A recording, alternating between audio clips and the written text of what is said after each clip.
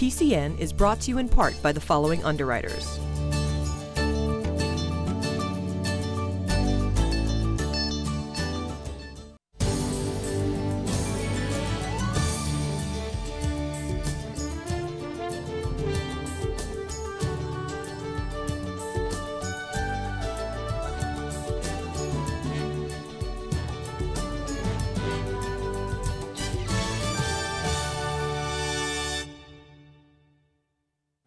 Welcome to another episode of PACTV Community News, local stories from Duxbury, Kingston, Pembroke, and Plymouth. We have a great show tonight as we bring you an update on the Plymouth T-Wharf project, stop into Women Build Day at the Habitat for Humanity House in Duxbury, and we meet the owner of Clay Chick to hear what inspires her business. PCN heads up to Pembroke for the Grand Ole Fish Fry, then down to Kingston for an elegant tea event. We meet Plymouth artist, teacher, and author Andrew Koosman and head into Boston for a State House report with Tom Coulter and the budget season. Town Talk brings Pembroke Town Administrator to the set, and we begin with the Harbor Master in Plymouth. If you think you've heard the sounds of chainsaws off in the distance coming from the waterfront in Plymouth, it's not your imagination. The T-Wharf is in the early stages of a much-needed makeover, which will hopefully have a net positive effect for the commercial industry in the area and be easier on the eyes for passersby. For now, the site is under construction, and PCN's Brian Sullivan got the story. The ever-changing face of the downtown area has found a new spot that needs a makeover. Only this one has been a long time coming. If you've been down by the waterfront, you've probably seen this enormous crane that's set up just behind me here, and that's because they're reconstructing the T-Wharf, a project that's been in the works for 30 years, but right now is finally seeing the light of day. And if plans to reshape the pier have been on the drawing board for over 3 decades, the structure itself must be pretty old. It was built in about the 1920s, so it's just deteriorated over the years to the point where the decking is failing, a lot of the pilings and cross members are failing. So the town was actually able to get a $2 million Mass Works grant, which covers about half the cost to replace the T-Wharf. And really the reason behind that is its importance to the commercial industry. Commercial fishermen will be helped by the pier with loading areas, jib cranes, and storage. Because part of the wharf was already condemned, many of the commercial businesses had to be relocated from the T-Wharf to the town wharf.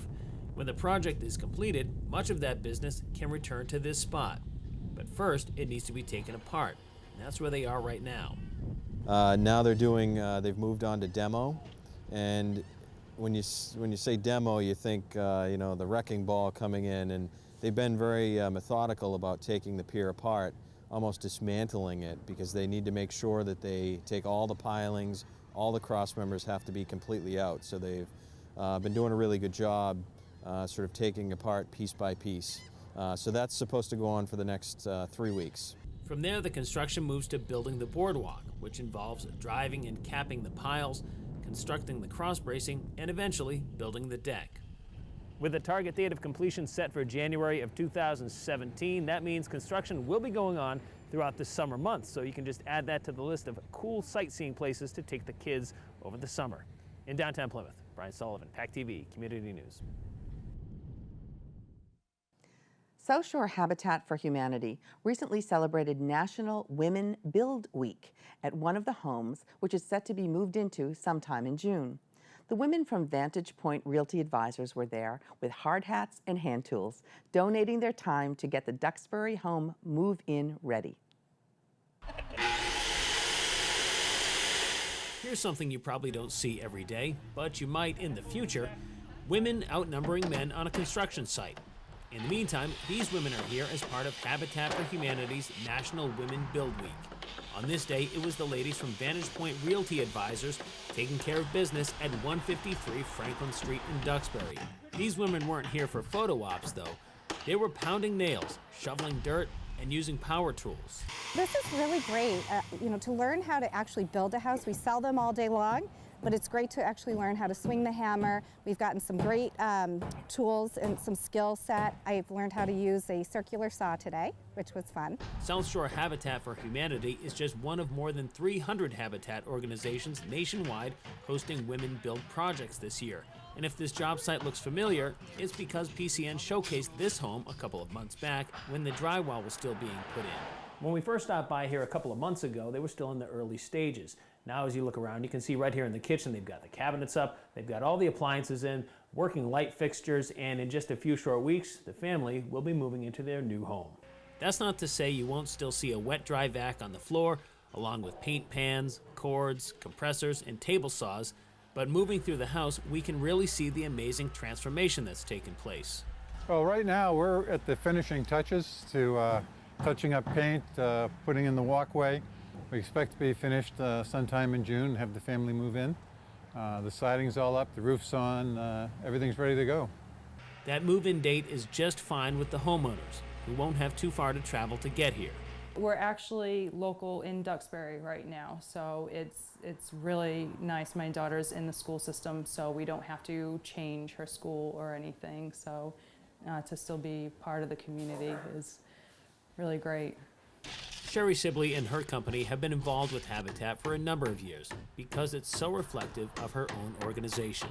It's such a great cause. To be able to take people who are not looking for a handout, but a hand up, it's really important for people to get involved to help those people. For PCN in Duxbury, I'm Brian Sullivan.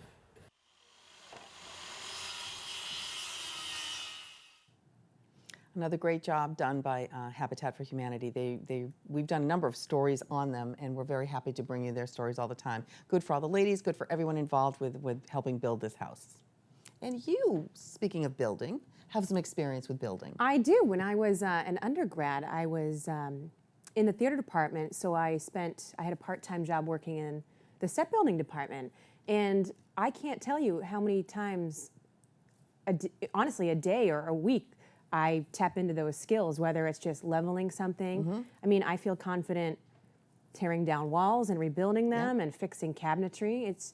I think those skills are incredibly valuable. And and the same principles apply. When you learn them, you can use them anywhere. Exactly. Building a set or building a wall in your house is Yep. the same thing. So yeah, it's an incredibly valuable skill and good for them. Good for you.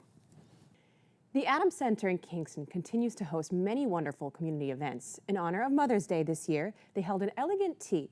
This fancy event included traditional tea and accompanying treats, as well as beautiful floral arrangements. PCN was able to attend to bring you this lovely story.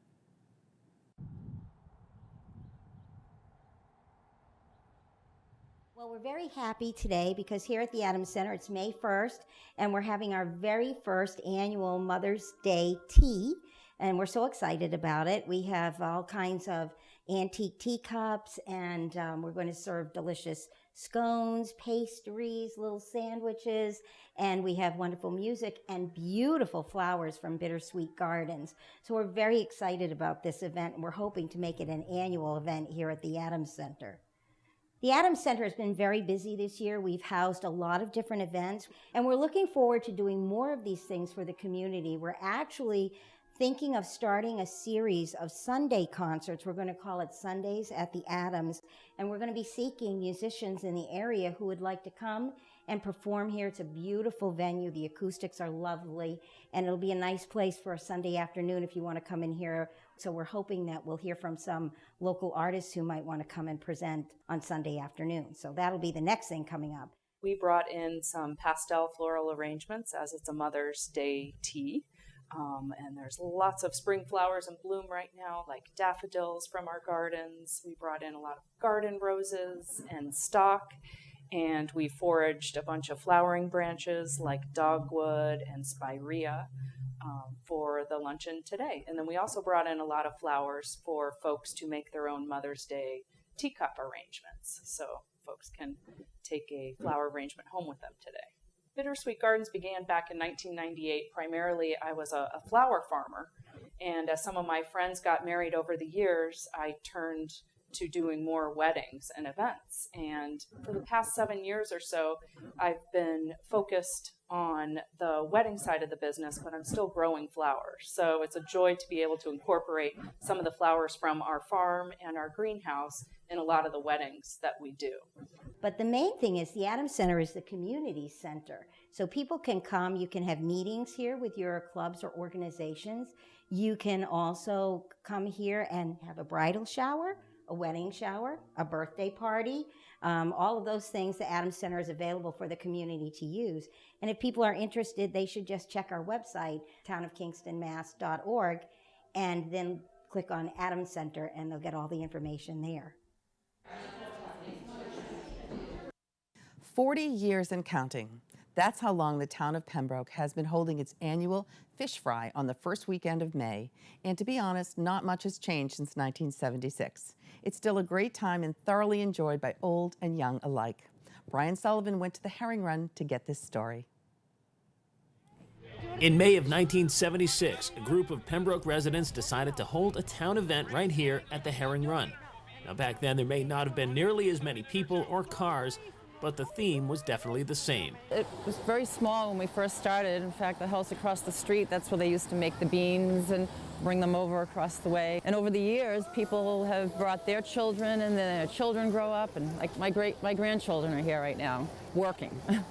While the annual fish fry is the #1 fundraiser for the Pembroke Historic Society, it's also a great chance for families to come out. You know, moms and dads bring their kids out here. One thing you will notice is that the kids don't have little screens in their hand. In fact, there's really no electronic device at all, and believe it or not, the kids are still having fun. Part of that non-electronic fun includes dancing around the maypole. For those that don't know what a maypole is, it's a tall wooden pole erected as part of various European folk festivals with colored streamers hanging from the top that people danced around. Luckily, there was live music being played close by for those dancers to keep their rhythm. Originally, because it was held at the Herring Run, there would likely have been fresh-caught herring on the grill. Since there's a moratorium on catching herring until their numbers increase, folks would have to settle for fish cakes, which looked and smelled just as delicious. The traditional plate is fish, beans, and cornbread. And if that's not your thing, there are burgers and dogs, and all the cooking is done by Lori and Jason Cook from the Fork in the Road restaurant, who volunteered their time for the event. Of course, the event is a fundraiser, and the big money ticket is for the duck races, which seem to run every 10 minutes or so. Many of the races are sponsored by local businesses, and thanks to that guy over there with the duckbill and bullhorn, those races all run on time. We do some pre-sold races, so we sell probably 15 pre-sold races, maybe another 15 here, and we kind of intersperse the pre-sold races and give people time to sign up. So they come in and it's fundraiser, so it's $2 a duck. And the winner gets some money, and the Historic Society gets some money, and again, just helps keep the buildings up and the operation going. An event like this is really a slice of Americana. For some, it may spark nostalgia of a simpler time. For others, it's a way of passing the tradition baton to the next generation. In the end, it serves its purpose of bringing the community together every year at the same place. There aren't many of these around. And what I really enjoy, my kids are older now, but we used to let them come here, let them run around, and a lot of friends and neighbors, time to catch up with people from town that you haven't seen for a while. So you get some good food, you get a little bit of fun, and again, kind of just a good old-fashioned, grand old fish fry. At the 40th Annual Fish Fry in Pembroke, I'm Brian Sullivan, PACTV Community News.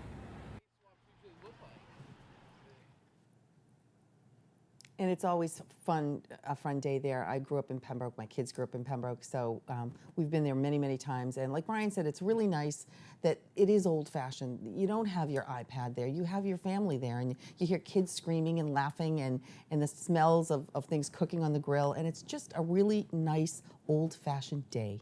Yeah, and another thing I love about it is it brings people to, the Herring Run. It brings people to a beautiful, natural, well-kept Pembroke landmark that I'm sure some people go, I don't know why I don't come here more often for picnics or hanging out with my kids. It's a really nice event that highlights a really nice part of Pembroke. It does indeed. The South Shore is blessed with many talented artists in all platforms. Local artist Andrew Koosman of Plymouth was recently presented with the Guild of Boston Artist Award for his painting, Faces of the Big Easy.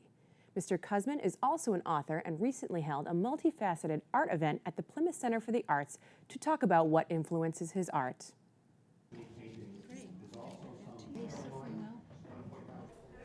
Today was a formal book signing for the Plymouth community primarily. I had been lucky enough to do it in a couple other communities, which gave me actually a dress rehearsal for this hometown event.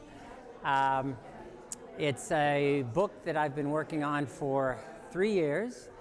It's about my feelings towards the reasons people should be doing art and how they approach it. It's not about how to paint or how to sculpture or anything else. It's purely about why. First of all, the most exciting part to me was the number of people who came out for me. I was very, very pleased. The number of people who came from my history, from my high school class, from my college class, from neighbors that knew me when I was a toddler around town. So it was meaningful in that respect. And it was meaningful to finally be able to use our art center, which I've spent so much time working on, but finally got to use purely as an artist. The reason I hoped it would be available to the community, it was available to me for. What is in the book is about why you're going to paint, what you have to say, what is worthy of painting. And those are the things I think we forget when we spend so much time worrying about perspective and light and all of the elements that are so important, but are not enough to give a message without some real deep thought. I talked today about 7 artists. First of all, Hopper is probably my favorite artist in terms of the bigger world, but the local artists, and when I say local, I mean New England artists, I spoke about 7 of them today, and each of them gave me a special gift. One was enthusiasm, one was encouragement, one was how to get to my gut and paint. It wasn't how to use my brush. It wasn't how to measure to get the perspective right. It really was about the depth of painting and the message that we try to get across to our public. Well, this year I was lucky enough to win 2 Boston Awards, for which I was very grateful. It's the kind of thing that, helps you know that your peers respect you. It's after a certain number of awards, you begin to say, okay, I'm all right. It gives you that feeling that you can do it, that you are part of a community of artists. So in that respect, it was probably the most exciting part of the event. I will spend any amount of time any student wants or any art-interested person wants talking about art, talking about artists, talking about life as an artist in a community. I've been painting all this time, and now I've painted. Camelot Park in Plymouth has welcomed a new business to its community. Owner-operator Cathy Shelly couldn't be happier about her new digs as she helps people tap into their creative sides at her artsy enclave. PCN has the story. I ended up in Camelot Park a little bit unconventionally. I was in the downtown area at the waterfront, and it just really wasn't a good fit. I had a lot of tourism, and I really wanted to work more with my community, people who would keep me through the year supported. And when I opened, my biggest goal was really to be a person in the community that was able to really give back. My husband one day saw an ad on Craigslist and knew I loved pottery, so he brought me home a big wheel and a kiln. So I had to self-teach myself everything. I did not know anything about firing a kiln. So it was really kind of fun. So it was just really a hobby, a pastime, something that I liked to do. And it grew from there. And I'm so pleased that I was able to help in my neighborhood and in my community, so many people create lasting memories, because that's kind of what it's all about. Kiln-fired arts are my favorite things because they're, after they go through that heated process, they're functional and useful. It's just really a unique thing to see somebody create, and they're not exactly sure how it's going to turn out, but luckily for them, they have me on the back end that knows what I'm doing with the kilns. This makes it very successful. Clay is such a beautiful medium because it's really just, when you break it down for children, it's just dirt, water, and fire. And they love that little bit of that little simple scientific part of it. And it's really just about centering yourself, and it's great to just wash the whole world away, work with this piece of clay, and for a child or an adult to watch it just become a lump, to be something functional and useful and permanent. There's no greater joy than to see somebody do that and be so surprised that they actually could achieve that.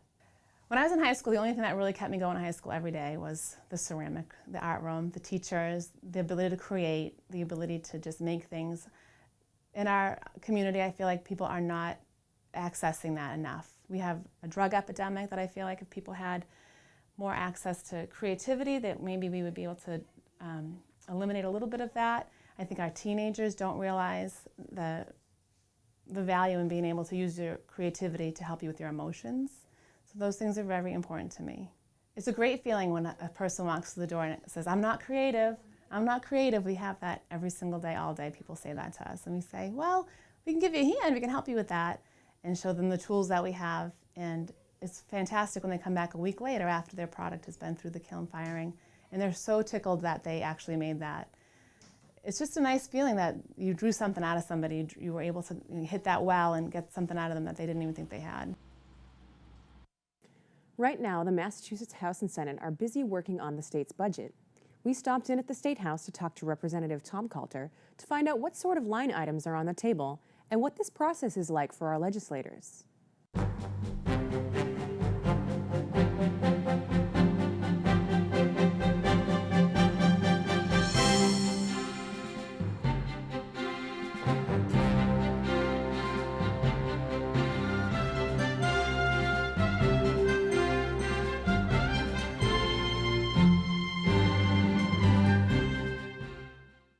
Well, this is budget week for the 2017 fiscal year. We have a $39 billion budget, and during the week, and it's a long week, we start very early, we finish very late. And we take each section of the budget one part at a time. Public safety, public health, education, local aid. And if we don't agree with the budget items as stated, we get an opportunity to amend the budget and go into room 348 and make a compelling argument as to why the budget should be amended. So it's a period where we have to be on the ball, be ready to respond quickly, constant study, have to always be prepared to be called in a second's notice and defend one's position. So it's an important week. It's what we prepare for year-round to be on top of our game when we're here during this five-day period. For us in the House, it begins this week on Monday, and it continues through until it's done. In my 10 years up here, it has taken as short as 3 days and as long as 5 or 6 days. And we'll stay here till 10, 11 o'clock at night, every single night, until it's done. When we're done, our budget goes to the Senate. And in 2 weeks, they will do their budget. When there are differences between the two, those differences are resolved in what's called a conference committee. 3 members from the House, 3 members from the Senate. They come up with a single document. It comes back to the House and the Senate for an up or down vote. We cannot amend it at that point in time. When we have a single document, that document goes to the governor for his signature or veto. My priorities have remained the same all 10 years I've been up here. Education is a major priority for me, from special ed and pre-K right through higher education, higher public education. So that's taken a lot of my time this week. Our continued fight against the opiate epidemic has been a major priority for me, and I continue to focus on that. Law enforcement has always been of critical importance to me. Veterans have been of critical importance to me, and I've worked hard this year to make sure the per person allocation for the Council on Aging has been increased to $10. So it's been a good week. We're having success on most fronts. Even as we're doing this interview, they're calling us in for public health, and where I've got a major expenditure in there to clean up Mont Ponce Pond in Halifax. So we'll have to cut it short because I've got to get in there. I can't miss that battle. This week we are pleased to welcome back Pembroke's Town Administrator Ed Thorne. Welcome, Ed. Julie, always a pleasure. Thank you for being here. Now, this week we're going to talk about something different. Town meeting just wrapped up. We had our town meeting. And we're not going to talk about what happened at town meeting, but rather the process of town meeting, because a lot of people don't understand the difference between a special town meeting, an annual town meeting, how articles get put up, how warrants happen. So if you can just go through the whole process so that we can understand it. Well, the process itself starts right after the Christmas holidays. We start looking at the things that we need to do for the annual town meeting, which means the budget, the personnel plan, things like that. And all of that takes effect at the start of the new fiscal year. And fiscal years in Massachusetts for municipalities runs from July 1 to June the 30th. So we look at that kind of window as to what kind of monies we need to spend for certain projects, especially the budget, which in Pembroke is about $61, $62 million now.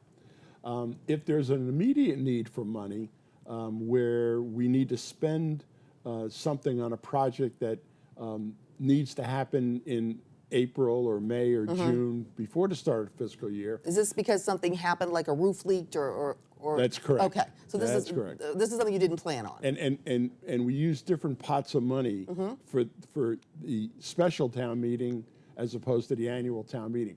Most of the money's at the annual town meeting.